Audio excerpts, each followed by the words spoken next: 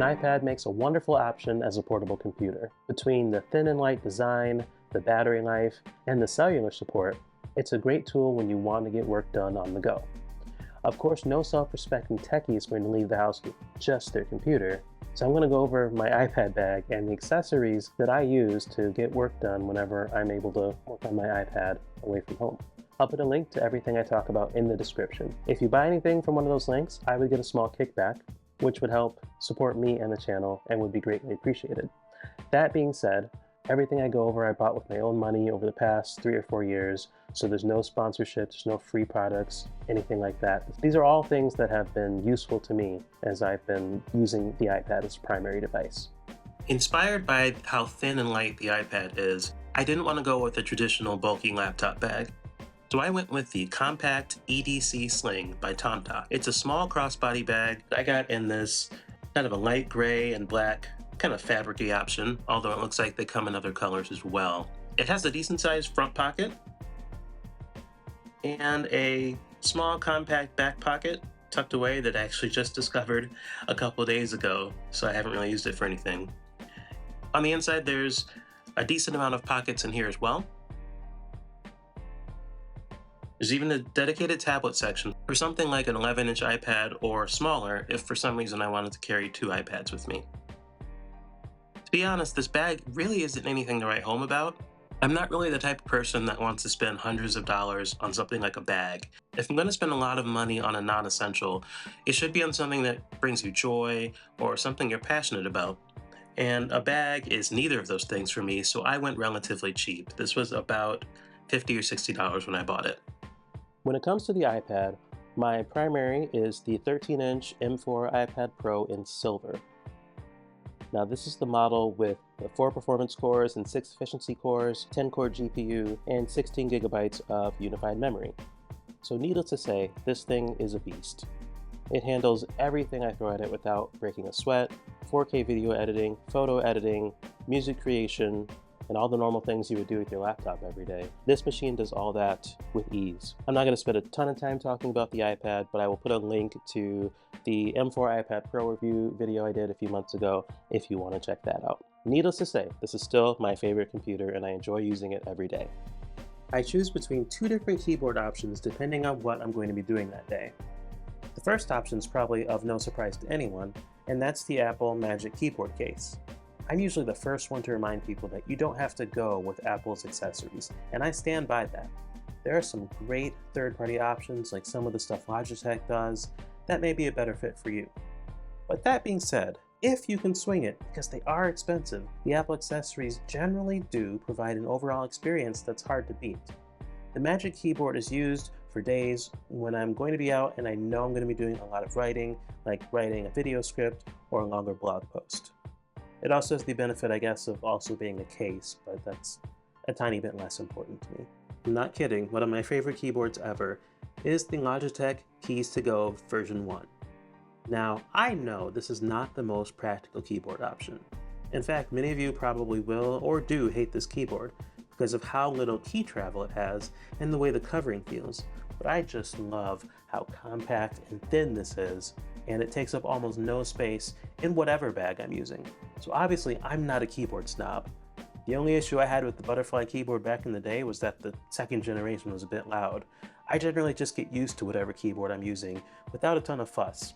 Despite how thin this is, it's obviously still better than typing on glass, so it still serves as a pretty good keyboard option. The only real downside I have with this is that because it's the older model, it charges over micro USB. So that means I have to keep around a USB-C to micro USB cable, which is fine, not a big deal. I only charge it every 2 or 3 months anyway. Pairing with that would be the Apple Magic Trackpad. I have kind of mixed feelings on this. People have said in the past that with the way the pointer support works in iPad OS, the trackpad is actually a better option than the mouse. I would say more that it's fine at best. I don't find it appreciably better than using my MX Master. It's an okay option, but it hasn't felt that different to me. If there was a downside to that, as you might guess, it's that that charges over Lightning instead of USB. This has to be charged a little bit more often than the keyboard, but again, not a big deal. I still have Lightning cables around. When it came to charging, I wanted something a little more robust than the charger that Apple provides out of the box.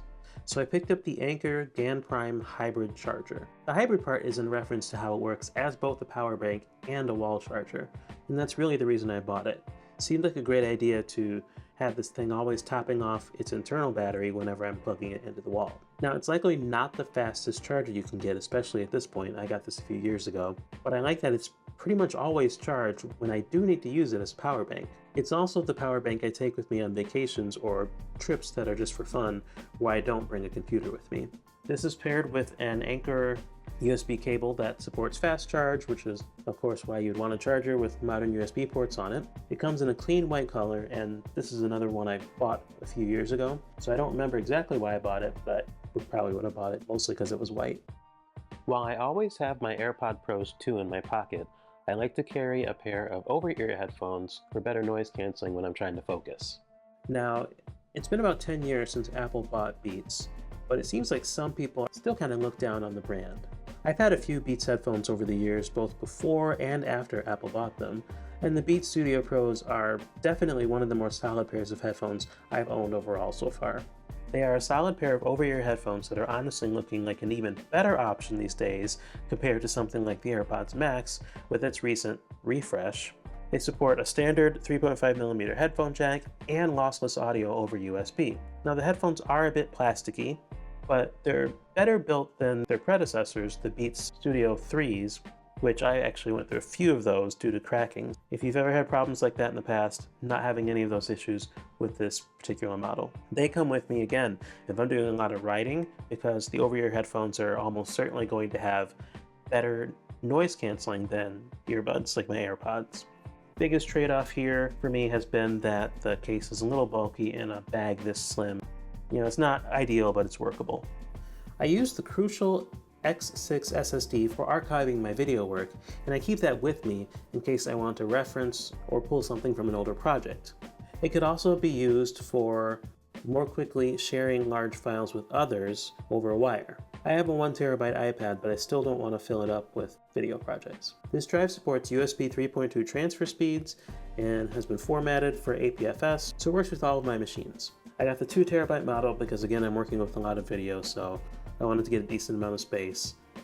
This one is more of a just-in-case type of item, but I do like to have a USB hub with me in case I need access to different kind of ports besides USB/Thunderbolt. This is the Anker 541 USB-C hub. It comes with 6 different ports on it. It has an HDMI 2.0 port, a USB 3.0 port that supports power and data, a USB-A 3.0 port, 2 different kind of SD card slots, and a headphone jack. So that's going to do it for this video. If you made it to the end, thank you, I really appreciate it. If you could like the video and subscribe to the channel on your way out, that would help me and the channel out a bunch. Make sure to follow me on social media. I'm on Threads and Mastodon @SlatePad. And with that, I will catch you in the next one. Take care.